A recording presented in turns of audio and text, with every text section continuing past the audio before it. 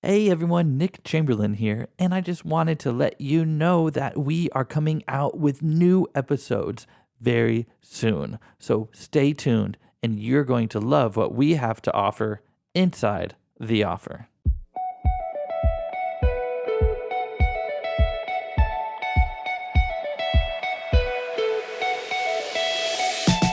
Hello and welcome to Inside the Offer, a podcast that is dedicated to connecting and bringing life to those who are on a mission to provide for their family by building their own successful business. We believe that the key to standing out in the crowded world of entrepreneurship is having a unique offer that sets your business apart. Whether you're a stay-at-home parent looking to create a side hustle, a recent college graduate with an entrepreneurial spirit, or a seasoned business owner, this podcast is for you. We'll sit down with individuals who have navigated the unique challenges of self-employment to share their stories and insights. We'll uncover the paths that have led them to where they are today and the strategies they use to build and grow their businesses. Don't forget to hit subscribe on your favorite podcast catcher so together we can inspire each other to reach our goals and create a fulfilling future for our families.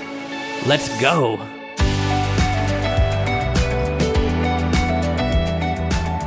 Hey, welcome back everyone. My name is Nick Chamberlain and I'm the host of Inside the Offer. And today we have a very special guest, Taylor Hersom. He's the founder of Eden Data, a thriving cybersecurity business that is dedicated to helping startups with their security compliance, data protection, and much more. With a goal to serve 1,000 startups by 2025, Taylor is paving the way to be the go-to source for all of your security needs. In this episode, Taylor shares his story on how he went from being a freelancer on Upwork to a seven-figure business owner in the competitive world of cybersecurity. You'll be inspired by how Taylor has not only built a successful business, but also one that prioritizes the well-being of both himself and his employees. Even if you're not in the cybersecurity industry, I know that you'll gain valuable insight into growing your business and creating a positive culture for your team. So let's get to it. Taylor, welcome to the show. It's great to have you here. Could you start off by sharing your journey into the cybersecurity industry? Absolutely. So I sold my soul to Deloitte. That's how I got into cybersecurity initially. So I was recruited out of college, went and worked at Deloitte. They put me in a IT audit role. And for any of the listeners, that's like the most boring job in the world. It's like you're going and being the external auditor and looking at financial systems. And it's just it's a terrible life. But then I had an opportunity to transition into the cybersecurity department of Deloitte, right when cybersecurity was becoming sexy. And that's how I got into it. So after Deloitte, I actually went and worked as a CISO, a Chief Information Security Officer at a consulting firm here in Austin. Can you say the name of that or? Yeah, the name of the company was RSI. So it was just a boutique firm here in Austin, and it allowed me to not only build security internally, but also focus on, hey, how could we offer security to customers as well? Because it was also a consulting firm of sorts. So it was a very unique experience, but that really allowed me to expand my chops in security. Okay, so as a chief security officer, what's your main role as that? Like, what do you exactly do? The easiest way to sum it up is you are responsible for all things security for the organization that you work for. So you're designing the security strategy, you're making sure that you're protecting the systems and the data that is being housed in those systems and ensuring employees are protected and that you're not opening your organization up to unneeded risk as it relates to data privacy and cybersecurity. Wow, that's pretty intense. How do you learn how to do all that? How do you go from an IT audit role to figuring out that? Or did you just learn about it like over the years? Did you go to school for this or how did you learn about it? Yeah, mostly just Google. No, I'm just kidding. It is definitely a combination of being in the job function, learning. Deloitte invested a lot of money into the training development. And then a lot of just real world experience, just being in the weeds on some of these problems and working at different companies. That's really how I gained the experience. And then there's certifications and there's informal courses online. So There's a lot of different ways now that you can learn about it in a more formal capacity. Back when I graduated college, there wasn't cybersecurity a degree of any sort. It was management information systems. So I didn't get an official degree in cybersecurity. And so you went from there to being chief security officer for RSI. How many years did you do that for? What was the time frame on that? I was at Deloitte for just under 5 years, and then I was at RSI for under 2 years. And then that's when I quit my job the week before COVID started. I thought that I knew everything. I thought I had all these interviews lined up, and then the world went to hell in a handbasket, and all my interviews dried up. Everything just went to crap. And so I had to figure out, how the heck am I going to put food on my table for my family? And I just created an Upwork profile. So I started on Upwork. Eden Data started on Upwork, but I wanted to share that because a lot of times people are like, oh, I have this amazing vision and I've just been thinking about it for years. No way. It started as a necessity and expanded from there.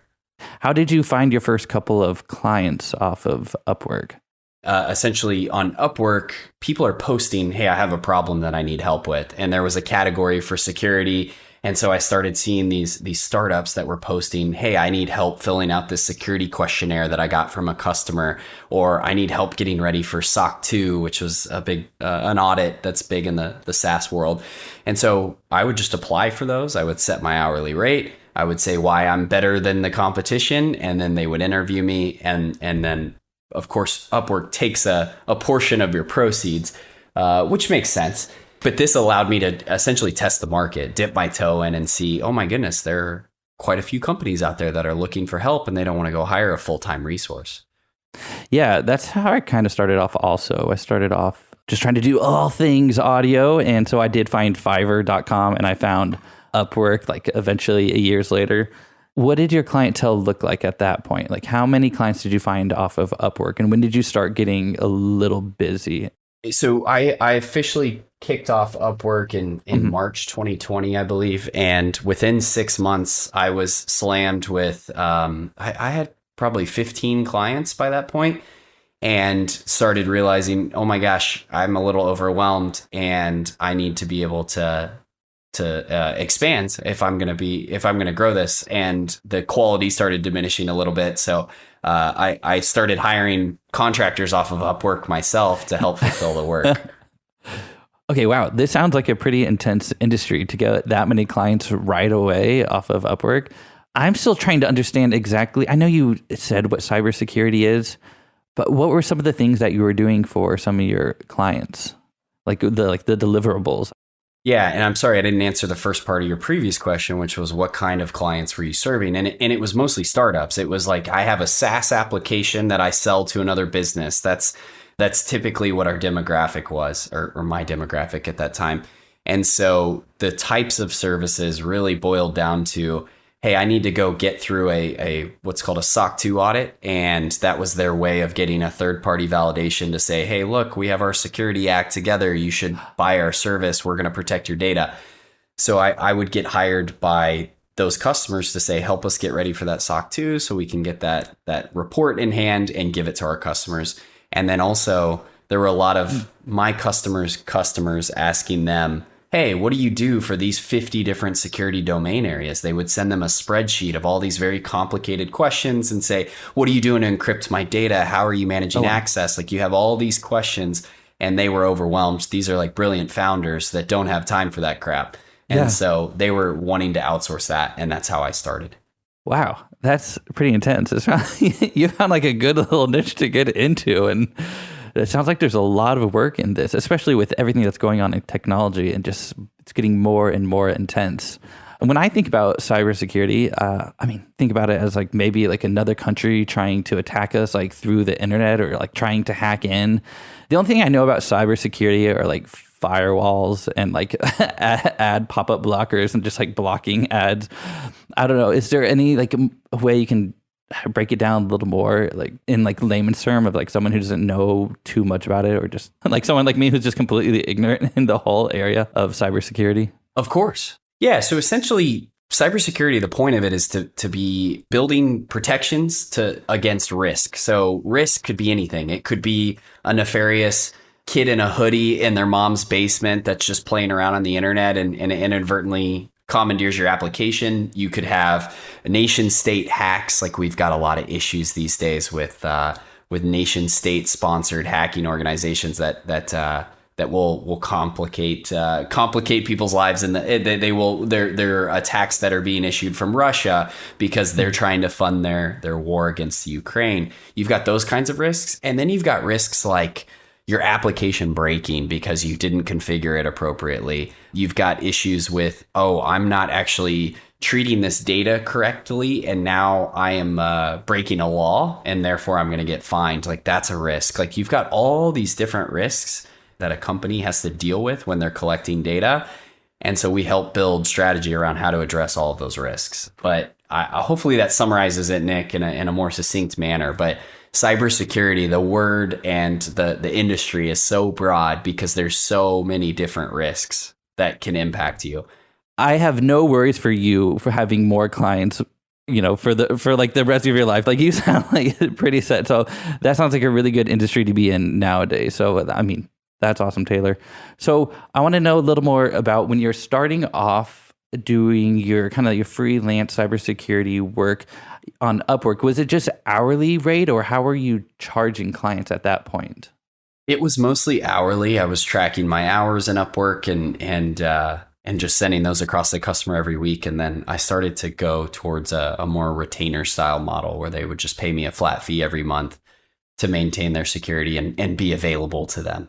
Okay. How do you determine the price point on that? Is it based on how much you're getting paid at previous jobs, or just like kind of like your living expenses? Or did you look into the marketplace of like how much people are getting paid in this industry? Thankfully on Upwork, you can compare, and it gives you a little bit of insight into what the high and the low bids were for jobs. And then they would also put in a budget oftentimes. So they would say, I'm looking for an expert and I'm willing to pay up to $200 an hour, or I'm looking for an intermediately experienced person and I'm only willing to pay $100 an hour. And so you'd go off of that. It was that coupled with market research. But other than that, it's kind of like, I think people are perpetually making that number up, and it's more on how you can sell your value more than anything. So I certainly had a lot of trial and error.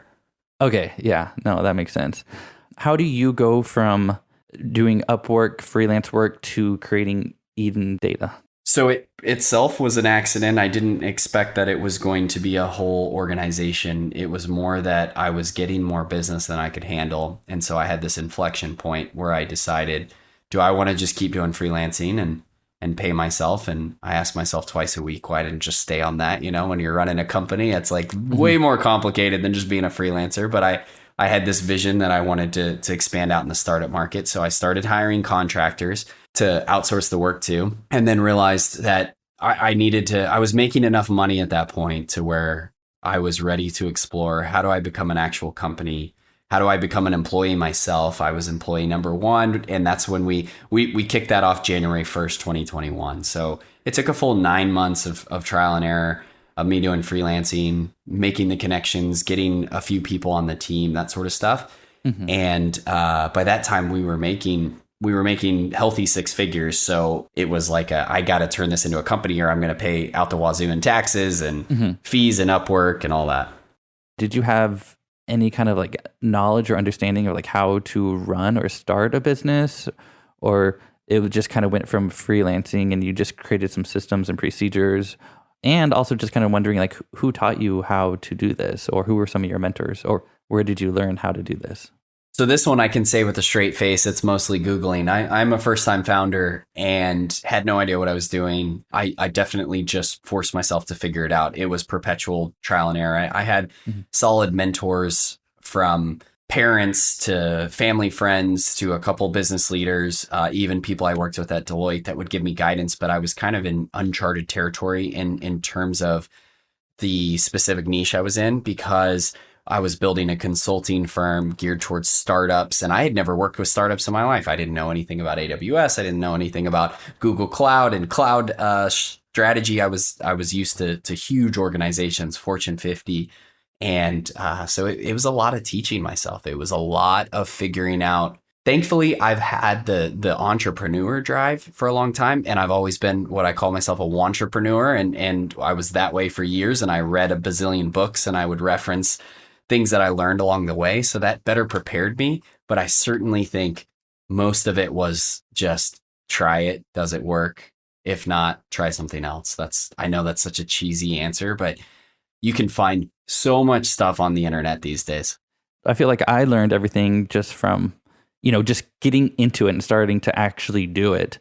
And then I started listening to some podcasts, and then they were recommending books, and I started reading some business books. And that's when I was like, oh, you can actually try to create a business around your life and create a business that works for you and not, you don't have to be working for it, if that makes sense. So you kind of can create your life around this whole thing called a business. And I was like, wow, people have been doing this like for years. And it's just so weird. You're on just coming from like just being an employee, being told what to do and how to do it. And then eventually you're on the other side where it's like you're creating this business and this opportunity for other people to be a part of. And there's kind of no rules, and there's some regulations, like from the government and whatnot, but it's just really this thing that you can just build on your own, and it's crazy.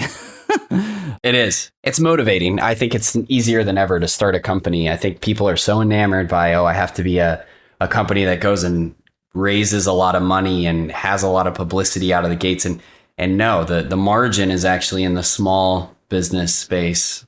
You can make a ton of money just being a consultant or a freelancer and being a one man or woman shop. Like, people, I think, have a misconception a lot of times about entrepreneurship in general. Yeah, it's like something that I'm learning about also. It's like right now I have about 12 clients, and then, about maybe 7 or 8 of them are like grandfathered into this like ridiculous pricing point where it's like my hourly rate is probably like $7 to $10 an hour.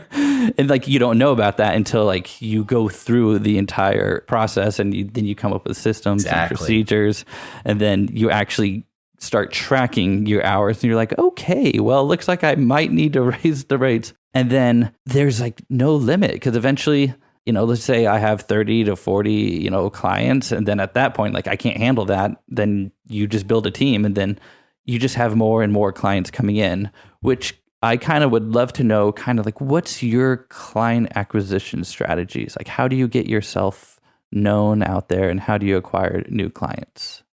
Ooh, this could be a long-winded answer. I'll try to keep it succinct, but I think that the first thing that we've really invested in is brand, like trying to see how can we stand out, knowing that we're a consulting firm. I would be an idiot to say that we invented consulting around cybersecurity, because we didn't.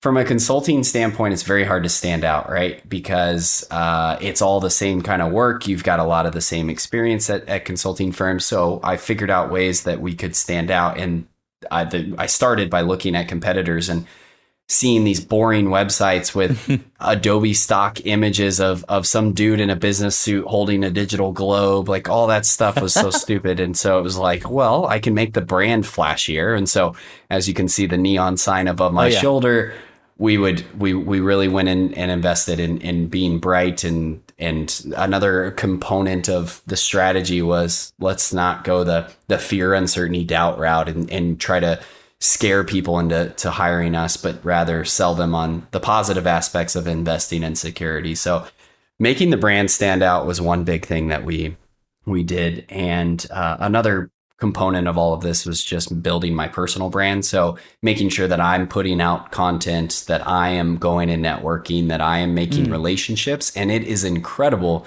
to see how that pays dividends. I think people are so impatient these days that they want to see instant return, instant gratification.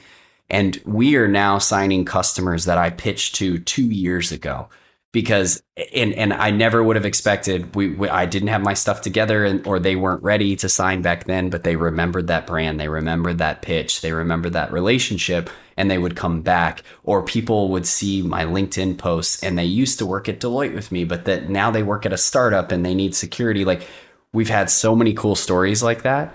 So investing in that brand early on, knowing that it's not going to pay off today or tomorrow or a month from now, that it could be a year or two in the making. I think that was another important component of what we did. No, I think that's very important, especially nowadays where we just get instant gratification instantly, and if you just need a quick dopamine boost, you just like TikTok or like Instagram, whatnot, you just scroll through.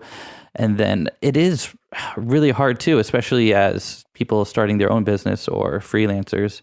It's like, well, I know all these other people who are six figures right away. They started it in 6 months, or you listen to these, I mean, maybe not you, but me, like online business gurus who are able to like, they share their systems and how they do everything. And it's like, you can do this today. Just sign up for my course for only $19.97. And then you're going to be a six-figure earner in less than a year. That's good to know that it does take time and some work.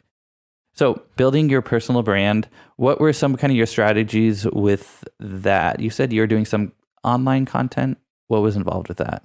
So building up LinkedIn, building up Twitter, like going and putting out content and not expecting that, oh, I don't have 50,000 followers. That's okay. Like just putting in the grind of putting out content, writing blog posts. I was doing a lot of that. And today, now we've gotten to the point where I have a PR team and they help me push out on a broader scale. So continuing to invest in that brand recognition and that brand building. And then I think that there's a degree of brand building just in you going out and networking. So I was going to startup events. I was going and connecting with other founders, and that played a huge part in our success as well. Yeah, that's what I've been noticing also, just like kind of in my world is, I came from a bubble. I was I was a audio engineer, radio engineer in San Diego for 7 years. And then we eventually got out of San Diego and moved to Austin. I haven't been in the real world, honestly. I've just been like in this nonprofit organization, just making the things happen. And they had large followings. But then when I came out here, I was like, I have no idea how to put myself out here in the real world. And someone told me, just go to like a Chamber of Commerce event. And so I went to a Round Rock Chamber of Commerce event. And I was pretty much like the youngest person by like 15 or 20 years. And they're like, so what do you do? I was like, would imagine. I help people launch podcasts. I'm like, okay, what's that? What do you mean? I was like, podcasts. I help people launch. And so I didn't have like a really good like sales pitch back then. It was just hard to explain to people like what I do. That's hilarious. I love that hustle though. And so what I'm doing right now is also networking, just connecting with people, and also learning about the different industries. There's so many different industries out there that I'm just completely ignorant about. Like one, cybersecurity. And then now there's what I'm listening to other podcasts, like, financial tech, health tech. Then there's media. And then there's, well, I'm only from like radio. So I just like, well, there's radio, right? There's radio, podcasting, and television and movies. So now I'm also trying to start up doing my content marketing strategies. It is hard, man. I don't know how you do that, just to be constant, like come up with like an idea once a day. Awful. But I'm also, the more I do it, the more I realize like, okay, you can only be putting out content that's actually going to be helpful to people, or else it's just going to be like noise, because there's so much noise out there. So that's what I'm also trying to do with this podcast, is hopefully get some good advice, golden nuggets from the people I'm interviewing, and hopefully people who are listening, maybe just starting off or maybe a few years before me, or just someone who wants to figure out how to take care of their family with freelancing, moving to starting their own business, then, listening to people with you with your stories, that trying to hopefully help each other out.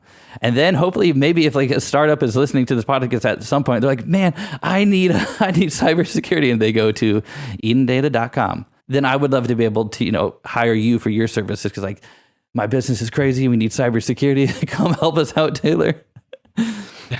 Yeah. Hey, that's a good problem to have at that point. That means growth. Yeah. That means I think that's how people need to look at it. If you're getting pestered by customers for your security posture and what compliance standards you align with and all that, that's not a bad thing. That means that your company is growing and that you're getting attention. Of course, I'm biased because I'm a big security nerd, but that's a very good point on your part, Nick.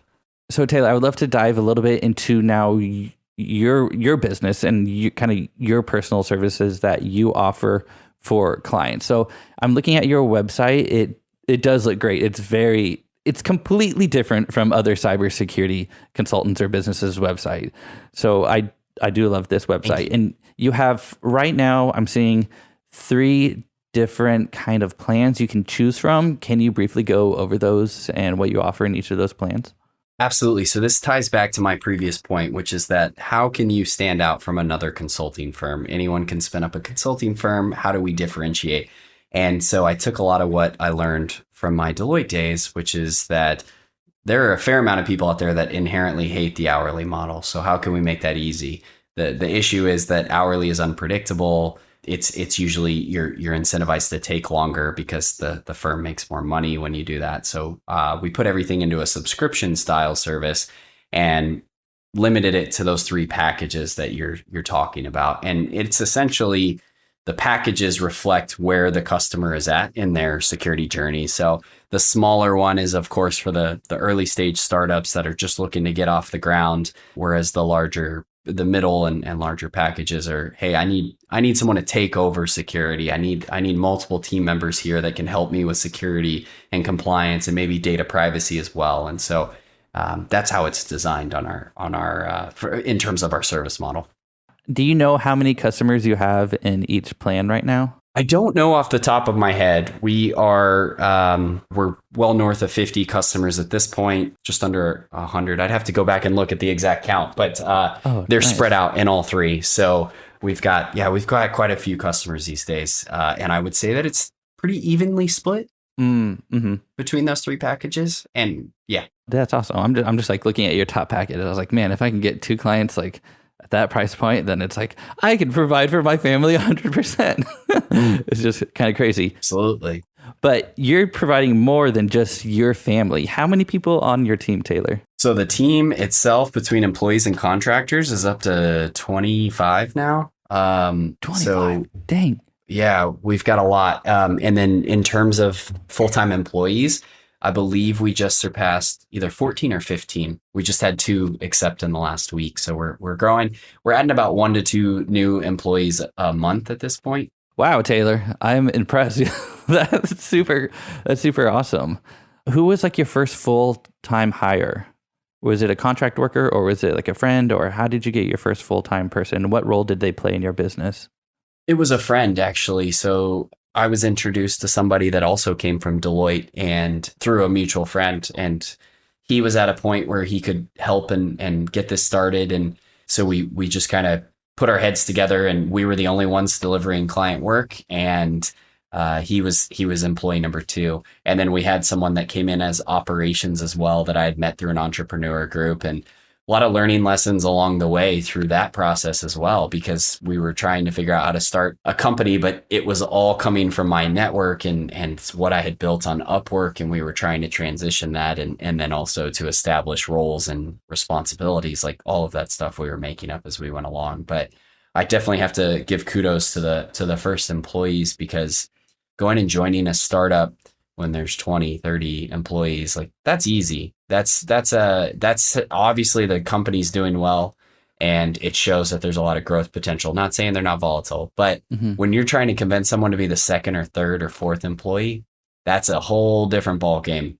Yeah. I'm just like wondering, how do you even get to that point? I feel like it moved so quickly for you from 2020 to 2021 to now 2022 with that many people. It was crazy. It was crazy. Any advice on how to find that number 2, the first hire?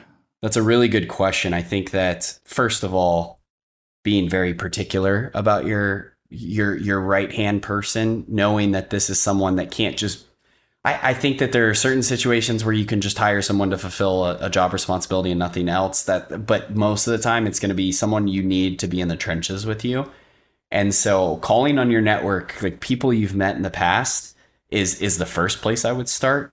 And then after that, I think it's a matter of, I think it's very easy to put out job postings. You can create a free job posting on Indeed. You can put out stuff on LinkedIn and start to find those scrappy people. Yeah. But I will say, in full transparency, those first, if you don't have someone in your corner already, you got to do a lot of interviews and you got to do a lot of soul searching with these various folks that you meet, because you have to be so particular, and you're trying to convince someone when you're making very little money and probably can't pay them a lot.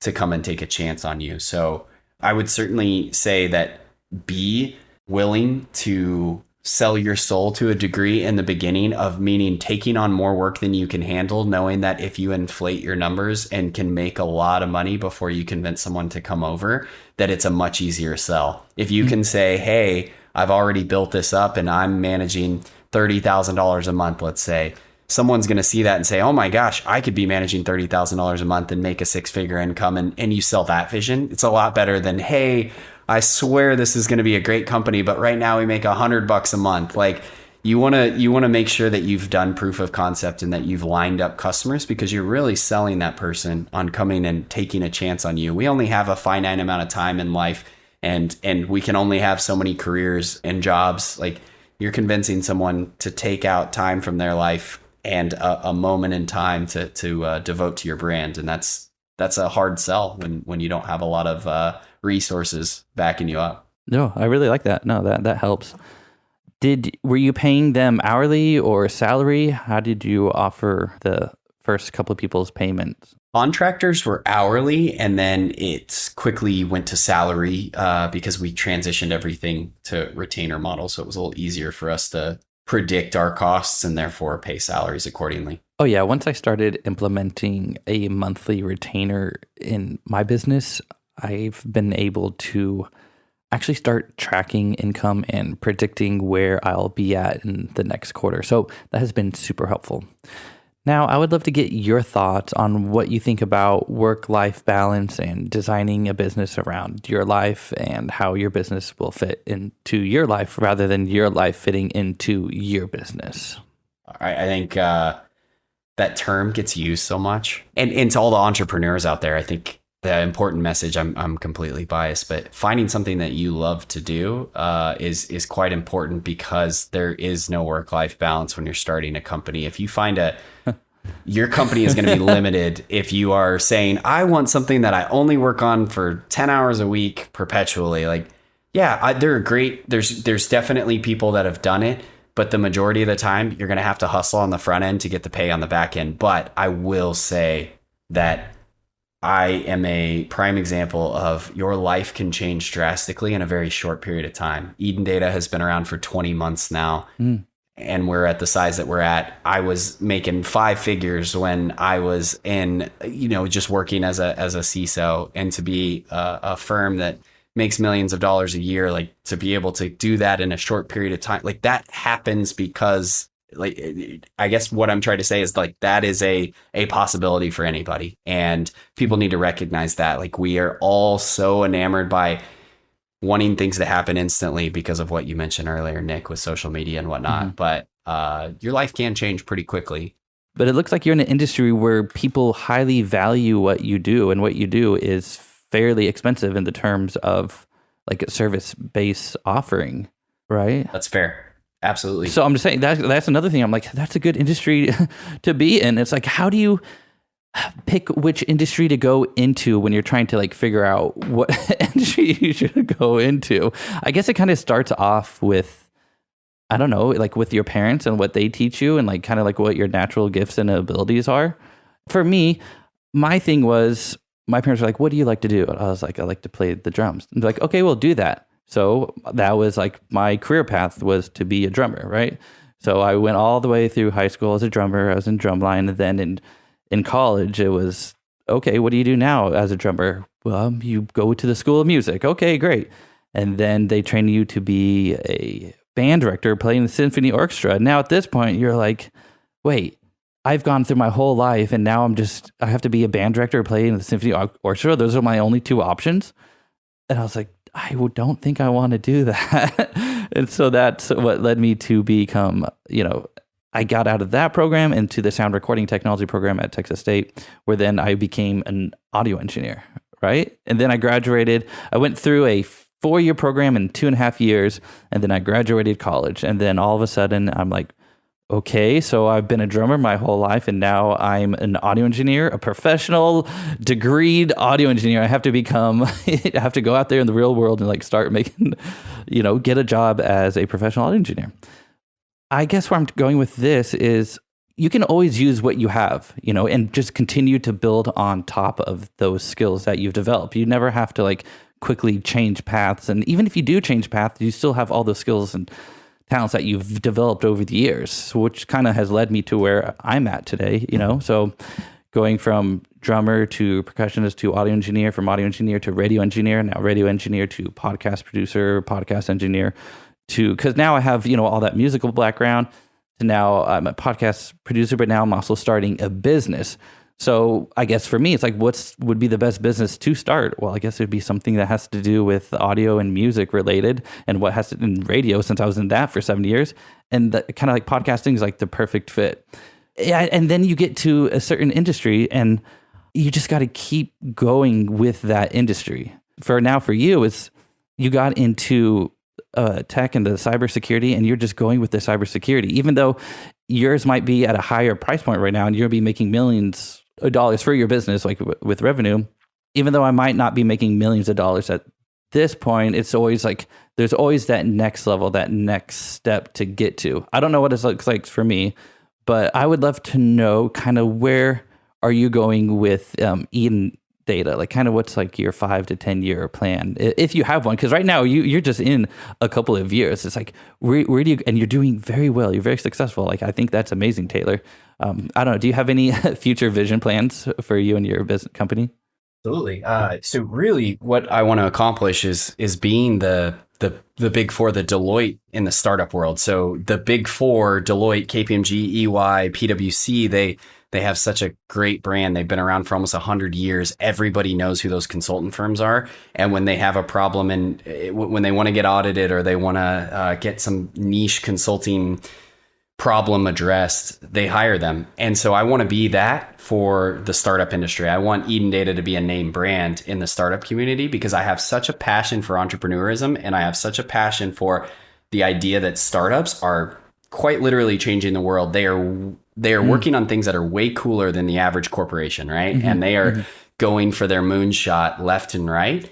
So to be able to help them get that and be able to help them change the world, that is a huge passion. And so protecting their IP, protecting their customers along the way, like doing those things is something that I want to accomplish. So that's the vision. We'd like to serve 1,000 startups by 2025. And that's what we're shooting for. Wow, that's awesome. That's amazing. Okay, I kind of want to go back to designing your business around your life.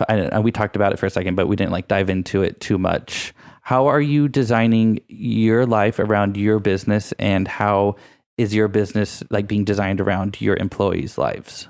I think some of the easy ones are that we are a COVID-born company, and therefore that gave us some opportunities that allowed us to be a different company and not be judged for it. And what I mean by that is we're completely a remote organization. We accepted that from the beginning. We never had an office that we had to leave and shift our business model. Our customers that were hiring us never expected us to fly in and physically see them, because it was COVID and no one wants to see anybody in person.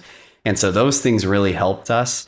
That works for me. I get to work from home every day. And then I established that precedence for my employees. So now I've got employees in, I can't remember how many states now. We're in double-digit states at this point in every area code. And that is so cool. Wow. Because it just means that I was able to expand out the people that would normally not have an opportunity if you were only hiring local. And we are now national, and we've got employees that are global. Like it's pretty darn cool to have that kind of opportunity. It just levels the playing field for us a little bit more. And then I think beyond that, it's incorporating what would I myself want to see in terms of culture and work-life balance and all those fun things when I'm working at a company.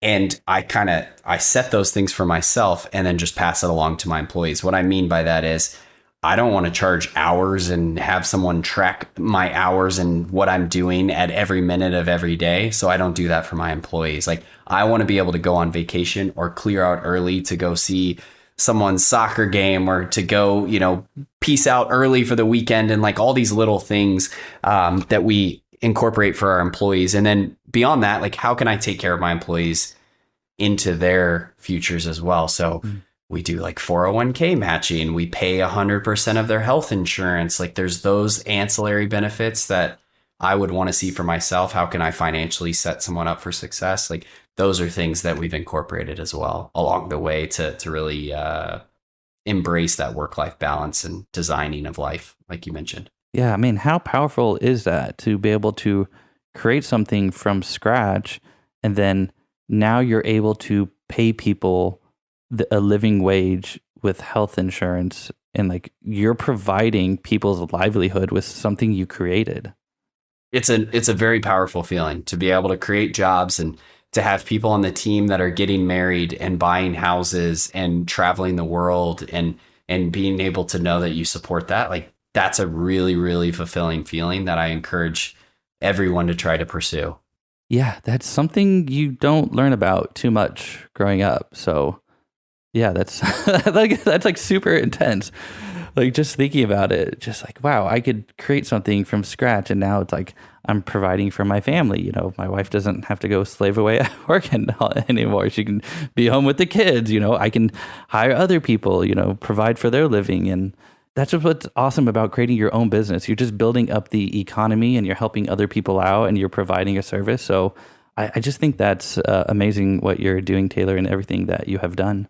I appreciate that a lot, Nick. Yeah, I encourage everybody to try to design their life in the way they see fit. But I think that it's the important message is making money is cool. Mm-hmm. But I think it's like the concept of giving Christmas gifts versus receiving. They say that giving a Christmas gift and seeing someone's reaction is so much more fulfilling than even receiving a gift. I wholeheartedly agree with that statement. And that is what essentially creating jobs and creating wealth for others and creating fulfillment for others. That's the same experience. Like it's such a good feeling. It is so much more of a motivator too. It's why I work hard. It's why I am determined to build up Eden Data into a big company because of the people that are taking time out of their lives to come and work at Eden Data. Dude, I love it. That's awesome. And I want to wish you the best of luck in your business. And of course, I want to thank you so much for joining me today on Inside the Offer. Is there anywhere you would like to send people to connect and to learn more about you and Eden Data? I think LinkedIn and Twitter are the best places. Taylor Hersom, Hersom as in Mary. Just please ping me. I'm always available via LinkedIn and Twitter.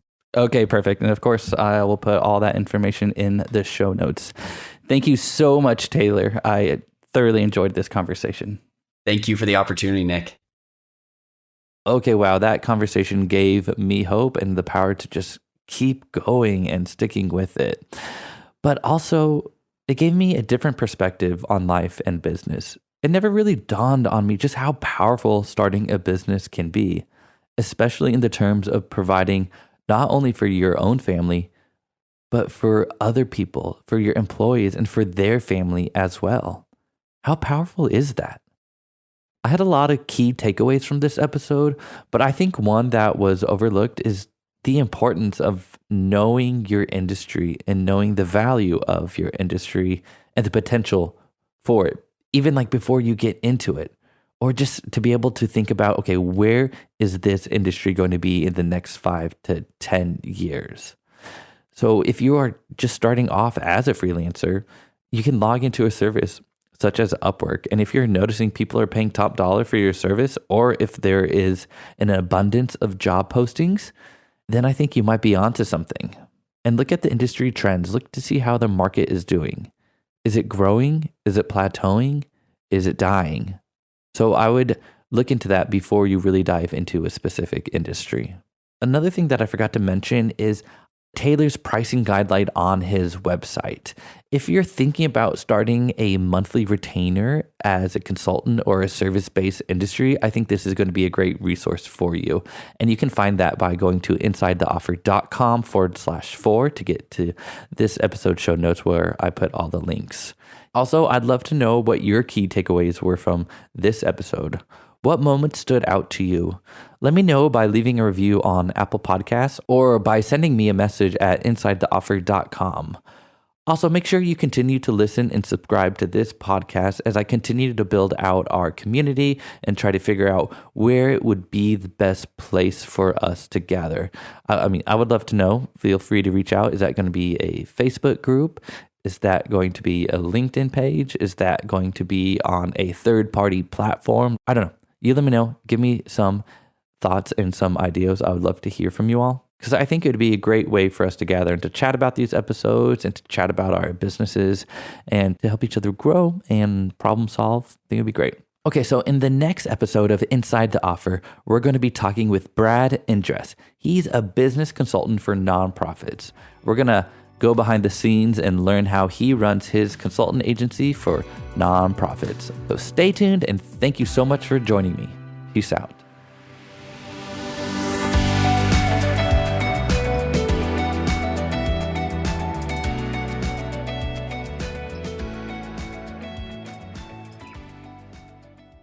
Hey everyone, Nick Chamberlain here, and I just wanted to let you know that we are coming out with new episodes very soon. So stay tuned, and you're going to love what we have to offer inside the offer.